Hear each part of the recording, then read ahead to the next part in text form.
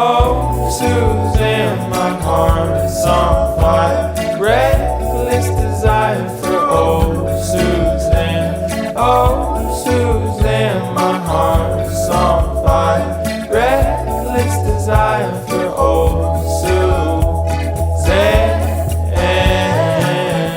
Joseph here, super excited to pick his brain a little bit about kind of in general what's going on day in the life, and also promo for most recent album Doomsday Disco. Thanks So for having me. I'm excited. yeah, dude. Um, so yeah, new album just came out, super crazy. Uh, Honestly thought I think it's super cool. I mean, it's got so many different layers and flavors to it. And I've been listening to your music for probably like a year now, so I feel like I don't know it as well as some people do, but I could still feel like pick out like, oh, this is a little bit different twist than what Hmm. kind of the last album was. And I feel like that's also the response that I saw on some of the Instagram posts going on. But how do you think it compares in terms of like more of like a mixed genre type? Um, well, in comparison to what I first released, so I released Grocery Store back in I think 2019 in the summer. And Grocery Store was kind of just a compilation of songs that I have made to that point. And I kind of made Grocery Store in the sense of this is what I've created. I'm going to put it all on one project, get it out there, and then move on to the next thing. And with Doomsday Disco, um, it was set out to kind of be an album from the get-go. My roommate John Ziola, he helped me do he pretty much did all the production and the mixing and mastering. He goes to the sound recording program here at Texas State. But Nice. as far as, yeah, we kind of had a set idea to create an entire album, and with the accessibility of just doing it here at our house, because we did all of it in our garage. um we really played with the idea of not having to really sit inside one particular box for the album, since we created it from scratch. Um, and like the biggest, I guess, genre change in it is the opener track. I've always been a huge King Gizzard fan.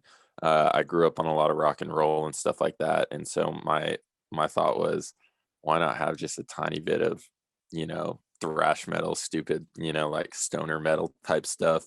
Um, so we really just set out kind of trying to make the album without any boundaries, which kind of led in the I was started writing it in 2019, and of course, writing for that long, you listen to so much different music and you have so many different influences in a process of writing an album.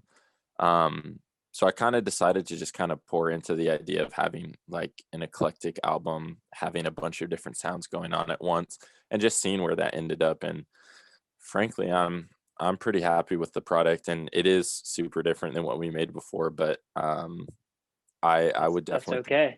yeah, a step in the right direction. I'm very happy with the way that it came out. Um, but yeah, just a lot of different stuff going on there. Mainly just driven by the fact that we didn't have to really think inside the lines, and the fact that there was just so many different musical influences throughout the year of writing it, you know? For Uh, sure.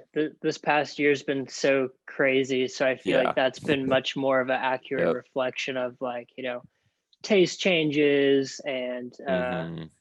just people have so much extra time to poke around in different layers of Right, places they've never right. been to before. I know I've definitely checked out new music that, before I had probably passed over, but now it's like, I mean, what else is going on? Yeah, Might as well check it yeah. out. We're stuck at Uh, home, why not? yeah, right. And I think that's a cool comment about having that kind of like all in house, but also having kind of like the uh, facet of John being in the SRT program. like shouts out to him, honestly, not to Yeah, stray away from, he did an amazing job. that, I'm but so psyched on his I work. know how difficult that program is to get into. And Right, so that's right. super cool that y'all have that access on your end to kind Yeah, of use absolutely. all those I'm toys over there. Yeah, I am super grateful, to have that relationship with John because he's a freak of nature and a genius. And the fact that just being able to work with him and record with him was something I do not want to take for granted. Yeah. I mean, yeah, I definitely have a bunch of friends that a lot of them more so during the pandemic are switching over to like cassette recorders inside their Mm-hmm. homes. But Mm-hmm. before, I know it was always like this ordeal where it's like, let's round up everybody, let's go to the conservatory in Austin, let's get this thing recorded, and then it's like Right, right. we got to wait for that person to send it back and this and that. But y'all are working as a cohesive team, uh more so with having these resources nearby and able to do that. Mm-hmm. Are you living with these guys as well? Yeah, I live with John. I don't live so there's five of us in the band. My friend Coy Holler, he plays drums in the band, and um, we both work together at HEB, which is funny because pretty much the peak pandemic and quarantine, me and him were both still at work, so it was like, Yeah. sure, why not? Come over, Yeah. let's record drums. But I live Yeah. with John. The rest of the guys I don't live with. But just due to our situation, we were able to like keep creating and recording because Coy did all the drums on the album, and he did such a killer job. And it was funny. It was in that peak like don't hang out with people that he would come Yeah. over every day because it's Yeah. like we go to work together every day. What's the point, Yeah. Yeah. Your pod or bubble or whatever people are Mm-hmm. calling it.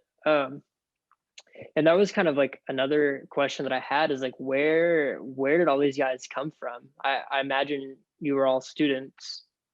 And I think I'd seen that you were working at HEB with Coy. So like where did the other guys come into play? Have you known them for a while?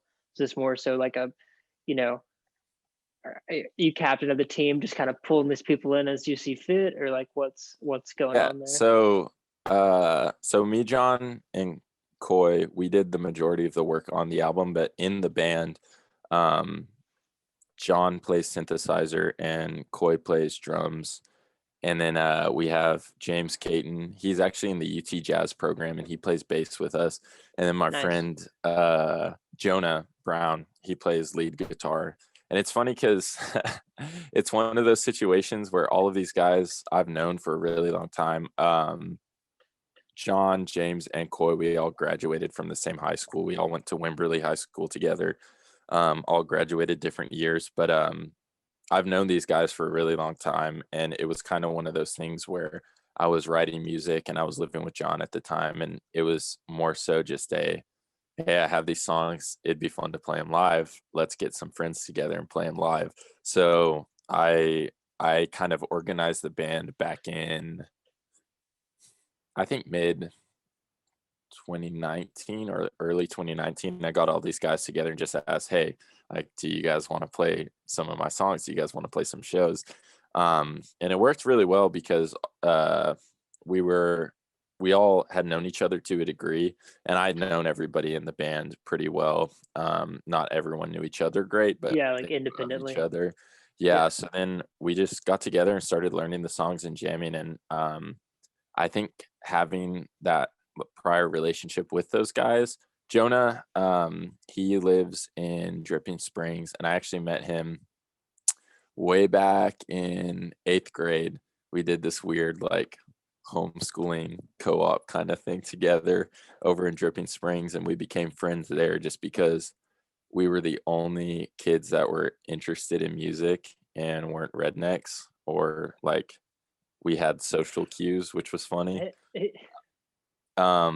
So we just banded all the guys together. We started playing together in 2019, and we just had a pretty good chemistry as a band as a whole. So we've just been jamming together since, and I think that's personally my favorite part about the band and working with these guys is that it's not really like pulling from outside sources or maybe people you don't know very well, because we all know each other super well now and we have that chemistry, which really translates well over to the kind of collaborative songwriting and playing the shows. I personally just have a blast. It's fun.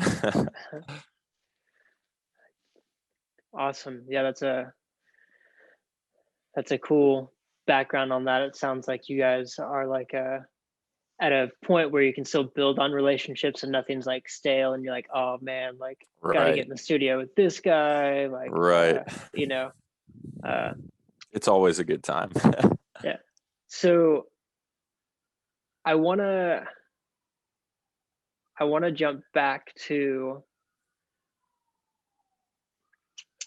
I guess I'll go back to the garage studio. hmm What all are you working with in there? I mean, like, I feel like you're going for more of the like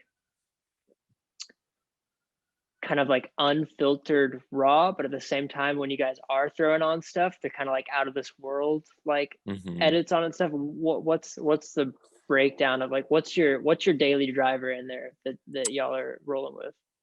So are you talking like setup, like what kind of? Yeah, like I mean, you don't Yeah. have to be like super technical, but like how are you doing this in your home studio? Um, well, see, I'm not the most technical person, which is funny because that's Yeah, where me and John work great as a team. for But sure. the setup that we kind of have in the garage specifically, um, we have the drum set up in the corner, and most of the time I'll actually hash out a song by myself on GarageBand with electric drum tracks or sequencers. And so, like, the first step we usually take is I'll have this demo and I'll send it over to John. Um, we always just sit down and rip the drum tracks out and start fresh with a drum track. That's like our course of action with every single song. Um, and we have a really cool setup in there right now. The whole drum kit is mic'd. We have an 8-channel interface, I believe. And John has access to Pro Tools just because of his student discount. So a lot of the times we will just sit down there and grind out a drum track for a long time before finding one that we like.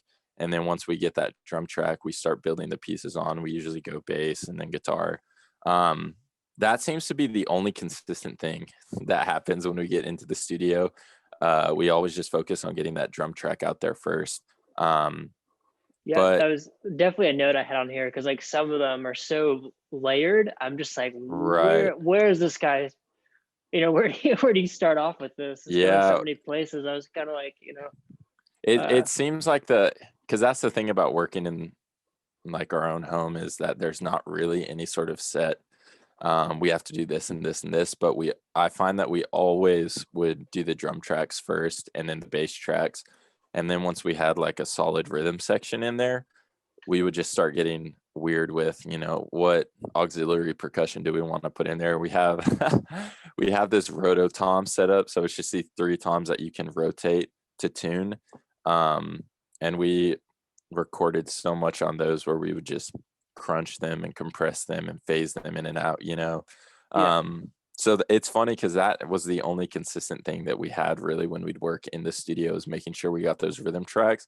And then from there, we would just kind of sit there and be like, okay, what do we want to make next? Like, there really is no set plan for this. But it's funny because doing it in the garage, like we would get in there in the morning, and there'd be some days where we would step out from the garage and there's no windows or anything in there. And we're like, oh my God, it's nighttime. Like yeah. we didn't Spent the see the sun entire at day all in here. today. Yeah, Yeah, which is funny. Yeah. So that's like the only consistency that we really had in there, because working on our own time, and um, we didn't really have a set course of action, rather than just get the drums done first. Um, yeah, that's pretty much it. I got to shout out John again, just because he blew me away with the sounds that he got out of that drum kit just from our garage. His setup really shocked me. But that's pretty much it as far as our course of action. There wasn't cool. really one. Yeah, cool. That's a good one. And I got one more note on hmm that because I've seen you doing like I don't know what you call it, like kind of like a garage band, but on your phone. Yeah, Is yeah. that does anything like transfer into a track off of that? Is that more so just like I'm killing time Um at work and this is what I like to do? I when I first started writing music and like making my own tracks, I did it all on my phone like that. I used to have this interface where I could pretty much just plug a microphone and a quarter-inch cable into my phone, and that's how I learned how to compose my songs. And you know, back junior senior year of high school. Um, but I have had a lot of tracks that I'll start on my phone in GarageBand. Sometimes I'm working out at the gas station at HEB, and it's like I don't do anything for 8 hours, so why not Yeah. sit here on my phone and make a song? But yeah, but there's been many times I've composed, yeah, like whole demo songs on my phone. And I'll always send them over to John when I'm done and tell him like, hey, does this actually sound good or am I Yeah. tripping? Have I Uh, just been staring at my phone screen for yeah, 7 exactly. Because hours? there's Yeah. really no telling. Because he'll keep it real with me. There's been so many times where he's like, "Yeah, dude, like this is not good. What you made is bad." But there's Yeah. also been times where it's translated over really well, and we've been able to actually turn that into full tracks. Not as many on Doomsday Disco. Definitely on Grocery Store, we work like that a lot, and some tracks after Grocery Store, and a little bit on Doomsday Disco, but not much. But that's just how I learned how to make songs, how to compose songs. So I jump back to it every once in a while. Just it's a good time. For sure. Uh, yeah, that's that. I feel you there. I worked a job on campus once where I just Hmm. like refilled printer paper, and that was like my job. And it was like Right, once I got there, I'm like, what do I do? right. I should have played on a garage band on my phone You more. gotta But kill time somehow. you got to kill I time. I mean, homework was done and paper was Yeah. filled. Let me tell you, paper was filled. And now it was just like, what else do I do? Right. You were on top of it though. I was on You top got of your it. job duties done. That's good I stuff. was. Um, okay, so you called this thing Doomsday Disco. I imagine you had that well before the end of the world was pretty much Right. headed in, the world was headed in that direction. Uh, are you like, you got to be super pleased with like the overall theme of it and correlation with what's just been going on like It's over the crazy. past year? Yeah. The idea of Doomsday Disco. So that idea came to me as I wanted to make a metal song for the first one, and I wanted to make the last song. See, the last song was originally going to be a lot more disco oriented, you know, The track Doomsday 11. Disco. Yeah, track Yeah. 11. It changed over time, but that was my initial idea, and I had that idea in 2019, I think the fall, because I remember driving home one day and thinking Doomsday Disco, like that's a good idea for an album. Um, and it's funny, a part of me enjoys that it became somewhat topical because I had the idea before, all of this 2020 happened. And then another part of me is just like, why did it have to become topical? Why can't we just live normally again? But it's funny because it's cool, like I wasn't expecting that. No one was Yeah. expecting the course No, of 2020 to go how it was. But just Bill Gates. yeah, But exactly. yeah. Just the, Illuminati. But Yeah. it's funny because it did become somewhat topical. And I mean, a part of me embraces it. It's whatever, that's just how it turned out. And then, another part of me wishes that never happened. But here we are. So we're making it. Doomsday For, Disco is out. yeah. Uh it seems like everyone else is like loving it too. I've got to say, you have like out of I follow like a lot of indie bands. I don't really like, I listen to other people's music, obviously, but like in terms of like content that I consume, I try to limit it to more so just like people who I actually feel like I have a connection with, or like, friends of Hmm. friends, somewhat in my like relative field. You have like the most promotion out there out of like anyone I've seen. Like it's so ridiculous between like self promo and like user generated promo, you know, like what's going on? Like, do you know all these people? Are you just like, are they friends of friends? Are they honestly just listeners across like the world that are feel like moved to shout you out, or like what, you know, what's going on there? Like, what is that relationship? Man, with the user generated stuff, I am I would consider myself a product of a kid who grew up on the internet. So a lot of those people, you know, like my course of action every time I drop a song, and I know some people hate this, is every time I get tagged, you know, repost it. So it's constantly flooding people's stories I so don't that think they that's see. bad at all. I think that's Yeah, smart. it's just a I mean, yeah, like I just kind of want to have that push so the day something releases, like all day you're looking back and seeing, oh, this is out. I should go listen to it. But as far as, you know, people sharing it, one of the crazy things uh that's happened is with my song, I Love You, Aubrey Plaza. It's that song is hilarious to me because it was a goofy, I wrote this song in one day.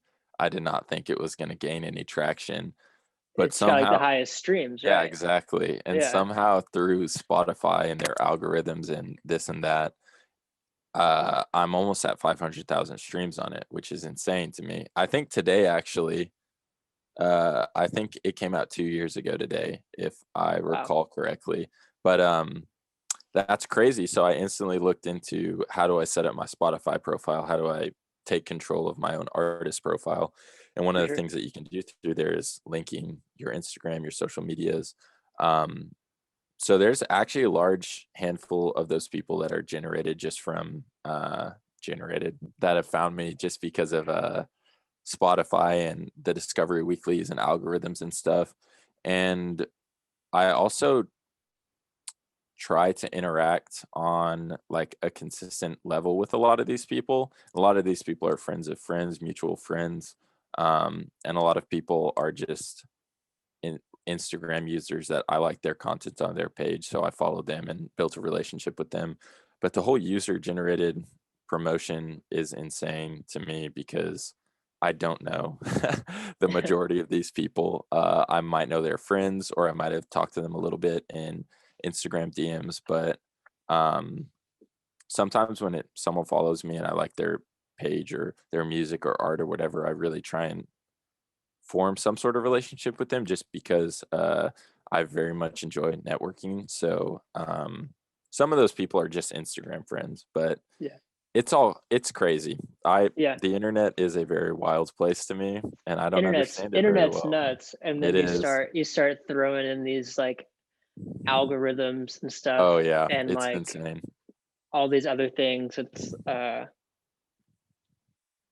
It sucks because like the only, like I was looking into Spotify for artists yesterday, and the only thing it's like, yeah, like editorial playlists, like you need more people to basically download your music to be Yeah, considered for those. And it's like, yeah. Spotify which is a is. suggestion, but it still doesn't really get you like to where you Yeah, want to be, you know? It's just kind of like, hey, like we'll nudge you in this direction, which I guess is what algorithms are just in general. It's a yeah. formula, but it's like, Spotify is. Yeah, it's weird. it's definitely The whole weird. setup with those algorithms and how they choose editorials, and not to mention how much they pay an artist. It's one of those things that you hate it, you know, as an artist, Yeah. but if you really want to get your stuff out there, you need to have it on there, you know. Well, and It's a weird system. I don't want to derail into this too much, but like Right. overall, like Spotify seems like a much uh better like utility for an artist to use as compared to Hmm. like the previous generations of like Oh yeah, a record definitely. label owning all your stuff, because like you own all your Definitely. stuff, Yeah. so at least you Yeah. got that card. You know, you might not get paid very much for it right now based off Right. streams, but at least someone else doesn't own it and you're not getting paid, like, you know. It's true. There's a lot of pros and cons to it. And the thing is, I'm not exactly, you know, making music right now to fill my pockets because that's an Yeah. unrealistic dream. Um, yeah, there's a lot of pros and cons to it. It's so changing too that it's hard to actually nail down like, is this going to be a good thing for the long run? Because in 1 year there might be something else that's different, you know. for sure. So along the lines of that promo, as like obviously there's a lot of user generated promo out there like we're talking about, but you also Mhm. have a ton of self promo, which I think is great because like I feel like a lot of artists aren't really faceted in that manner. Like once they create the work, like it's kind of just done, and then it doesn't Mhm. always get like the recognition it needs because they're not Yeah. promoting themselves. Like I mean, your stuff's just so constant. So I'm curious if like, do you have a plan, or is it just kind of like, just in general, you're more so like, I'm just gonna keep pushing at this until like I get tired, or like, what's your kind of view on that? Yeah, well, with the self-promotion, it's funny. I like at the start of 2020, I really dug into a lot of YouTube videos and blog posting and write-ups of what artists should be doing as far as promotion. And a lot of people have come up with these plans or like a 20-day plan after a release and before a release. And I kind of just accumulated a lot of information and made my own course of action with it. And my thought process behind it is like, it took me a long time to make this album, and this album's going to be out for as long as the internet's out, um, which will probably be the rest of our lives. And why not create as much promo as possible? If people don't like it, they can unfollow me. Like it's not that big of a deal. But the thing is with it, there's definitely a marketing and business side to it that um, I think a lot of people who create music don't really have a drive for, because I think they view it as a very work oriented thing, which it is. But I found that because I mean, I don't want to work on an album for a year, release it, and then tell people to stream it for one day and then just leave it there because, like, that's so many hours of creation and work, It's kind of discrediting yourself, in Right, a way. right. So, after reading all these plans, I just kind of before any music drops now, I spend a good 2, maybe 3 weeks just creating as much, like, videos or photos or, planned posts and stuff for Instagram as I can. Um, and I really like to hit it pretty heavy the first week of just videos or telling people to stream the album, and I will probably be slowly trickling out promotion for a while. It'll be a long time, but one of the things I actually really enjoy the work side of music as far as promotion and getting my stuff out there because the music at its core was definitely created out of my own love for writing music and my passion for music. But there's just so much on the other side of it if you look at it as, business and marketing, um, that you have to do it yourself. Artists at my level, they don't have big teams, they don't have a bunch of managers or promoters. So you really like, if you want to get it out there, have to be mentally prepared to self promo for a long time because it's pretty much just selling yourself to people and telling them this is what I have, this is what you want to listen to. For Um, sure. It's a shameless plug, it you really know. is, yeah. And I've Uh, kind of gotten past that point of being like, oh, I don't want to annoy people. It's like if you follow me, you're gonna see this.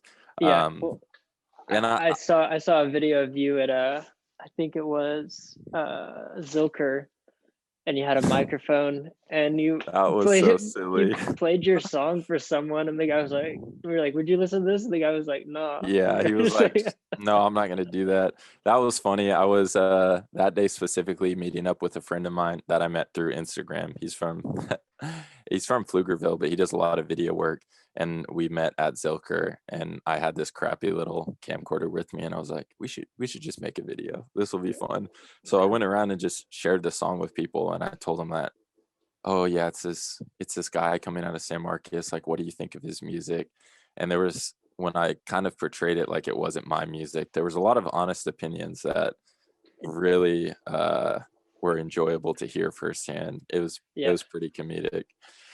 But stuff like that, I love making videos like that and editing videos, so I almost try and find the side of that promotion that I really enjoy on my end. I've always been super big into editing videos, so just creating whatever I enjoy and a little I almost look at some of the promo stuff as like art that I can make, especially these visuals 100%. with this Yeah. album, because it's like if you can throw your own uniqueness on it, you can make your advertising and the marketing side of things fun and still somewhat of an art without having to completely take all that away, you know? Well, I think it's that much more impactful too. Especially now, um, like if you listen to a radio, like there's no face to it. It's just a radio. Mhm. But now it's like Right. people are using stuff like Canvas on Spotify, where you start throwing in these 8-second clips on top of your song, and it's like Mhm. that 8-second clip could almost be more memorable than the song. But then they go Right. hand in hand because you're listening to it and you're just like, I can't get this out of my mind. It's like it's two of your five senses. It's like Mhm. I'm looking at it, I'm hearing it. Uh, I think it's great. I think The canvases are the one thing that I need to step up. That stuff is I think about it too much and I will create things that I don't want people to see every time they listen to the song. So I got to figure that one out still. word. Well, yeah, I think you're doing awesome with that. I wish Thank you. some of like my other homies that I roll with that make really awesome music. I wish they push more for it because I agree. You spend a year working on it, like Mhm. push it for at least a year. Right, right. But I wanted to touch on video editing for a second because I was thinking about this earlier. Well, actually, the other day I saw the Vince music video that you have, and Yeah. that had me dying. Like, first of all, y'all are interviewing two fighters at a graduation ceremony, Yeah, that and was so people are like, "What's going on here?" But the part that cracked me up was when y'all are on the tennis courts and someone like goes to grab someone under their like kilt and like a hand comes out and grabs his yeah. wrist and like the crowd, everybody in the crowd shocked. I just that had me. Do you think y'all are gonna be making like more videos or what? Yeah, I actually have 3 music videos right now that are completely done and we're going to work on a couple more. We shot one for Sunny D back in April yeah, April, and that's probably going to be the first one I'm going to release. Um, and that one is definitely on the silly side of, we made the music video in a day. It's really goofy. It's fun, and then I have 2 planned for incineration of the human race and one for dead frogs. And those ones, specifically the video for incineration, we we shot that one relatively fast. I mean, it's a short video, but we really played into having better visuals for that one. Um, a friend of mine had access to borrow someone's Blackmagic Pocket Cinema, so the quality of the image looks a lot better. And I've done a lot of I did a lot of video work in the past, and I've played around with some of the Blackmagic cameras before, but those things are just an absolute beast of their own. Um, but luckily, we were able to make something that I like the product. I think it's a good video, and like I enjoyed making it. So we have a few up our sleeves, and it goes into like promotion side of things. It's like I have these 3 videos, but when am I going to schedule to release them? Because Yeah, one of the some back like pocket cards. right, right, and it's like I want to draw people back into the album, so I'm going to wait a little bit for them. But um, yeah, we have 3 videos that are set right now that I could post at any moment. When that moment will be, I don't know. But I definitely one of the goals is to make I believe we had talked about making 2 more music videos, which would definitely be a process that we would get outside help with. Because I mean, we can make the videos and they look cool, they'll be fun, but like getting more people involved and making something that we're all proud of is something that I really want to dive into with the videos, making them just a little more higher quality. Because I believe like we can make a video that's higher quality and looks better, but still has the charm and the goofiness of it. But to answer your question, we have a few videos ready to go, and they will be coming out relatively soon. Cool. Definitely look forward to those. Um, so touching on, you mentioned incineration a couple times, and I just saw this a couple nights ago, that some of like the heavier rips on that, like the solos, are from Ben Katzman. And then I Yeah, also dude. saw that one of your other songs features Teenage Priest. Hmm. How are you, I guess I won't say how are you doing it, but like, are you just saying like, oh my gosh, I heard this guy, I would love to have him on a feature? Are these personal friends of yours? Or like, what's that working relationship that you have with some of the Yes. features on your album? Yeah, so my whole kind of idea, like with the people that I'd get to feature on the album, is like I genuinely really enjoy Teenage Priest music, and I really like Ben Katzman's music too.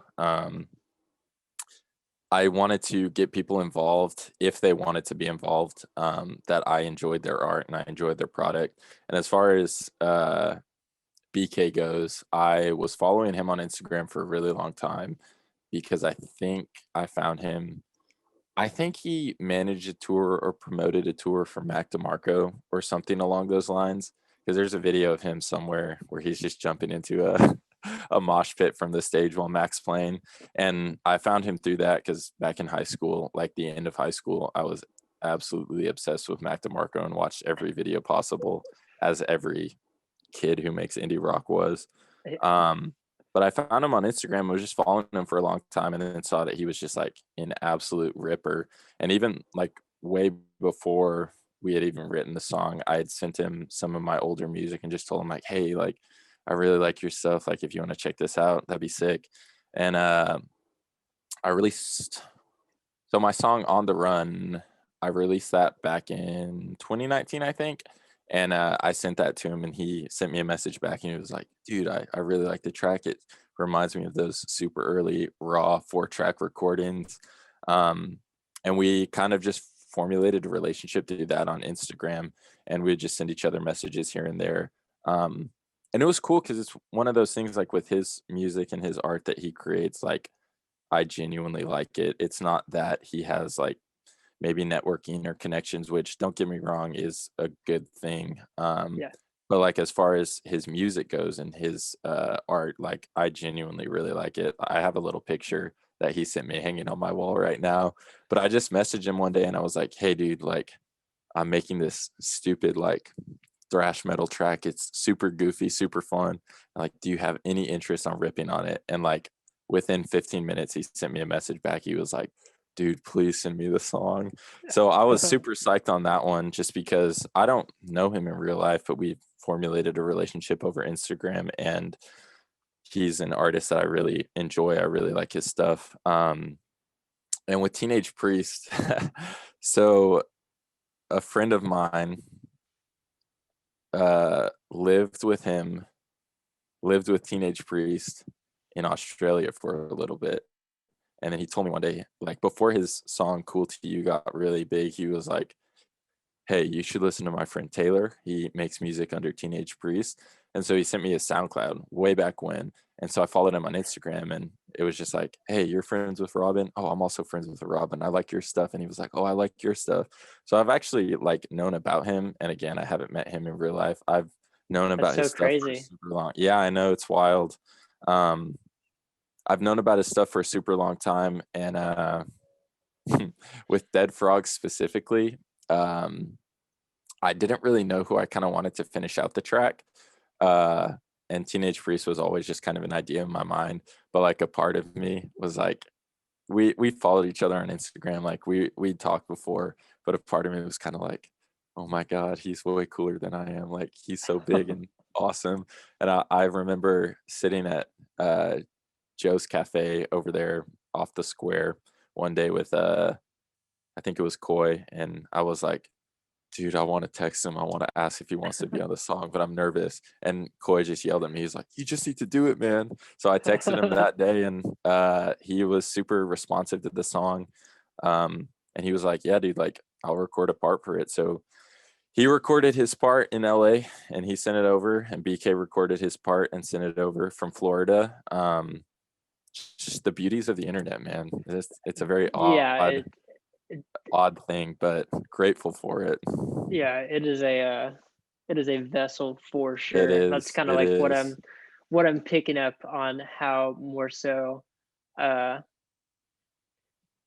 you know, all this is coming to fruition, obviously internet, but Mm-hmm. that's nothing new to us because we grew up Right. with the internet. So like, Right. it's so crazy. And I think it's probably accents that it's even crazier if people that have grew up with the internet are still like, yeah, I don't really quite get it yet. But it's Right. like right now we're talking over the internet, you know. I'm one of those people you've never met, man. Yeah, exactly. Just like Hey, on the internet, which is kind of crazy. it is crazy. It is crazy. I love it. It's the best. So um sweet. So I've got like two last things to ask you. Hmm. One was the bill with Winona Ryder at Paper Tiger. Mm, mm, Super yes. bittersweet on that, but how did that come to like be a bill? Like,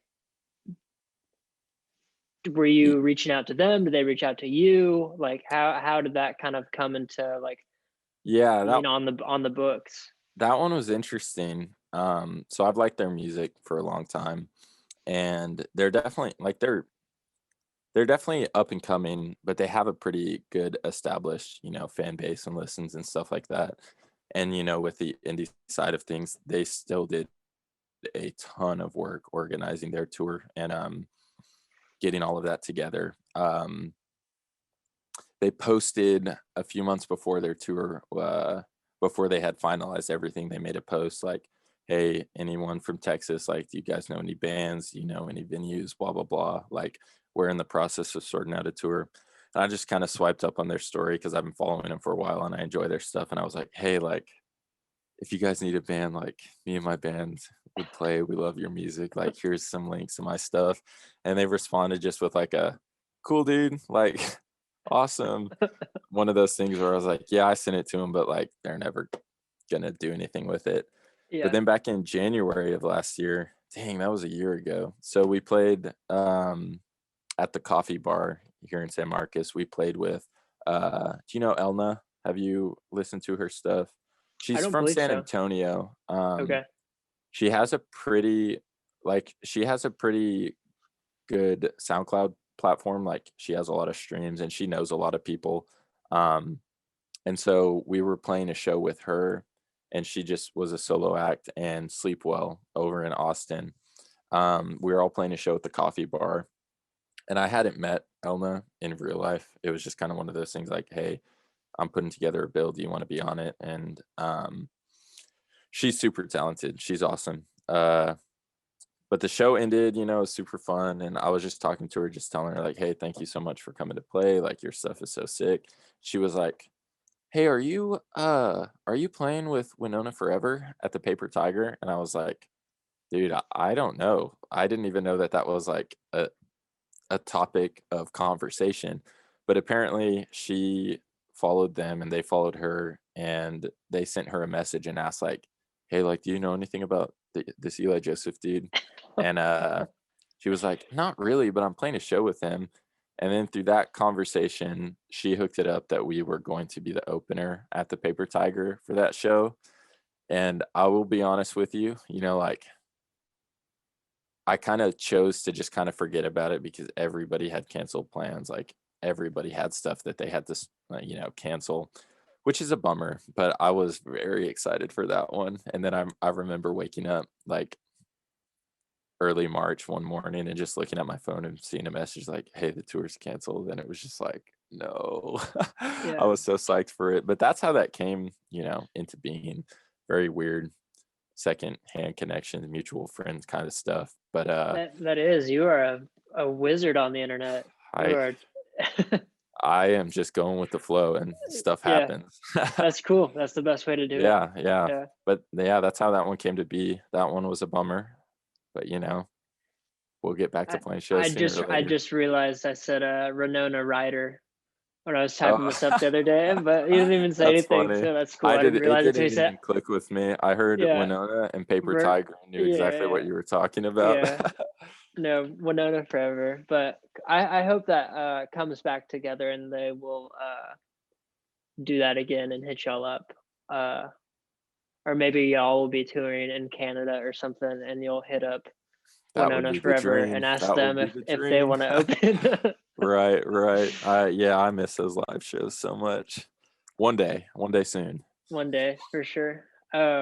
So my last question that I kind of have on here is like about some of these like smaller music scenes that definitely foster like I feel like an independent feel. You know, I lived in San Marcos for 6 years. Hmm. Um, I live in Austin now, but you know, I really saw, you know, all these players in the scene and like how, you know, unique it was and all these people. I kind of feel like I'm catching like the same thing based on what I see off your page, but like in College Station, like I know you don't live there, but what's going on in College Station? Like I thought that was a bunch of like cowboy boots and PFGs. Like I thought so too. where are all these indie bands There's a lot of hiding indie out? kids there that I didn't know existed. So yeah, College Station.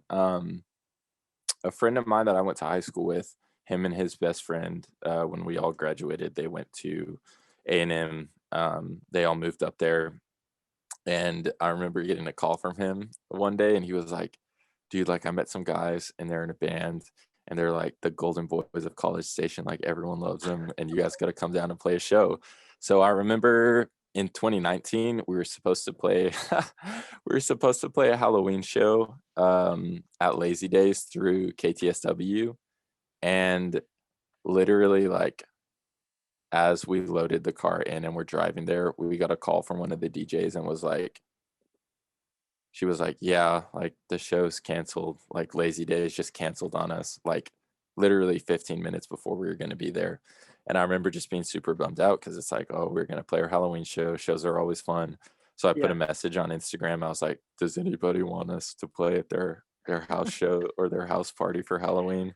And a mutual friend of my friend who was in A&M, she was like, you guys should come up on Thursday and play at our house. And we were like, we don't have anything better to do. Like, we're down for it. So we loaded all the guys together and this was the first time we had gone to College Station. Like, I'd never been there before. And the whole drive up, it was like, aren't these guys rednecks? Like, Yeah. what are these guys? These guys aren't musicians.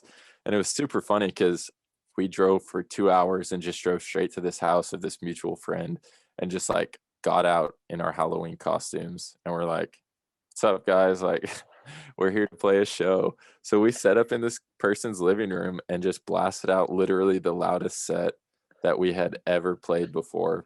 And a lot of the guys in the band Neighbor Susan were there, and they're indie rock boys. They got the rolled jeans and the Vans, you know, just like the rest of us. And they are just the sweetest guys, nicest guys ever. And they were all moshing in the living room. Everyone was having a good time, but it was super funny because it was just like not what I pictured College Yeah, it Station being seems like like an at all. alternate reality or Yeah, something. really. But it actually, there's just a lot of really cool people down there and a really cool scene. So we went back there in February of last year, and we played a show in my friend's backyard with neighbor Susan for my 21st birthday, and we just had a bunch of people out there that I had no idea who they were. Everyone is having a good time and the show ripped. But it's super funny to me because like I did not envision College Station to one, be fun, or two, like people enjoyed live music there, which was hilarious. But it's actually got a really cool scene going on there. There's a few really cool bands, Neighbor Susan being one of them. I don't know if you've listened to Orange Lake at all, but they are Mhm. definitely worth checking out. And my friend Paul, he makes music under Rococo Disco, but all of that stuff is great. They're all very talented guys, but there's a cool scene going on in College Station that not a lot of people like really know about because they think it's, you know, rednecks. Like that's what I Yeah, thought, you know. yeah. We'll have to keep a lookout for that. Yeah, I absolutely. follow Orange. Like I talked to those guys a little bit. And I checked out Neighbor Susan. Hmm. That was pretty good as well. So I'll check out that other guy that you mentioned Yeah, yeah. I'll send his music over your way. for sure. His name's Paul. He makes all the music, but he actually did a lot of backing harmonies and stuff on Dead Frogs and the last track on the album. So very talented individual. Got to shout out Paul. Nice. And then I'm just curious of your like either local bands to San Marcos that you're really digging, or just any other like kind of like close to home bands that you're vibing with right now or beyond. Like what are you listening to on I guess both those, levels. um, I one more College Station shout out. Some Punty from College Station. You got to look into his music. It's different and it's weird and it's super good. But I always find myself having Punty on repeat. He definitely has like a fuzzed out acoustic grungy alternative sound and it's That super sounds good. interesting. Yeah, I find myself listening to him a lot. That's the homie McLean. He's a great guy. I listen to a lot of Sleepwell. I really enjoy Sleepwell's music. Um, who else? It's hilarious this year. Like all I've had on repeat is the Strokes' first album. Like what am I even listening to? Definitely Sleepwell. A lot of Teenage Priest too, which is not necessarily local, but a mutual connection. Yeah. Who else? Who else? What am I listening to right now? There was one. It was on the tip of my tongue. Yeah, I don't know. All those College Station guys, they're great. Orange Yeah, Lake, we Rococo. got too deep into College Station. Now we can't get Yeah, out. see, they got too much Yeah. good stuff going on Yeah. there. Honestly, with the San Marcos scene, who have I been listening to? Yeah, I don't know. I find myself jumping through so much stuff that I forget what's local and what's not. For sure. Um, and I'm not a very trivial person, if I'm going to be honest. But definitely Sleepwell, Punty, listening to a lot of Orange Lake, Teenage Priest. All those guys are great, worth checking out. Word. Well, that's all I got, man. I really appreciate it. I'm super Yeah, stoked absolutely. that we got to do this. Yeah, thanks for. I appreciate the time to talk. I love it. It's great. For sure. But yeah,